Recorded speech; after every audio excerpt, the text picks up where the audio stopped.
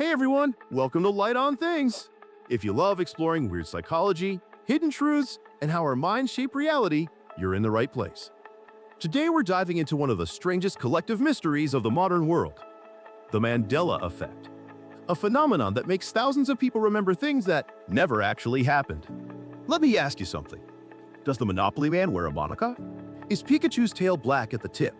And in Snow White, does the evil queen say mirror, mirror on the wall? Most people confidently say yes, but every single one of those is wrong. The Monopoly Man never had a monocle. Pikachu's tail is completely yellow. And the actual line is, magic mirror on the wall. So how can millions of people share the same false memories? Welcome to the Mandela Effect. The name comes from Nelson Mandela, the South African leader who fought against apartheid. In the 1980s, thousands of people around the world remembered hearing about his death in prison.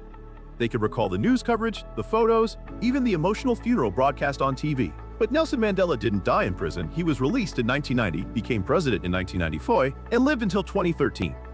When people realized that their memories were false, they were genuinely disturbed. How could they remember something that detailed and be completely wrong? Paranormal researcher Fiona Broom started collecting these cases online and soon discovered she wasn't alone. Thousands of others shared the same kind of impossible memories. She gave it a name, the Mandela Effect. And that's when things really got weird. People began noticing strange inconsistencies everywhere. The children's books, the Berenstain Bears. Most of us remember the Berenstain Bears with an E. The peanut butter brand Jif. Many clearly recall Jiffy. And Darth Vader's iconic line, "Luke, I am your father," never existed. The actual line is, "No, I am your father." Even in Forrest Gump, the line isn't "life is like a box of chocolates," it's "life was like a box of chocolates." And remember Looney Tunes? Most of us recall it as Looney Tunes because of the word cartoons.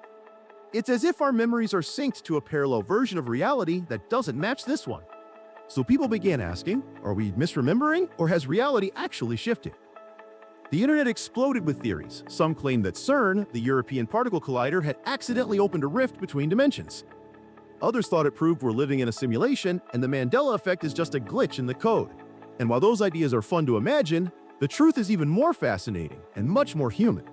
According to neuroscience, memory doesn't work like a recording device. It's not a video we replay, it's a reconstruction. Every time we recall a memory, our brain rebuilds it piece by piece.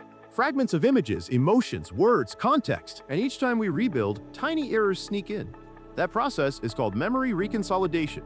Think of it like saving a file over and over. Each time you open it, a few pixels get lost, colors shift slightly, and after enough edits, the picture is no longer the same. Now imagine millions of people exposed to the same cultural references, same movies, same memes, same quotes. Our brains fill in the same blanks, make the same small mistakes, and soon, an illusion becomes a shared truth. That's what psychologists call a collective false memory.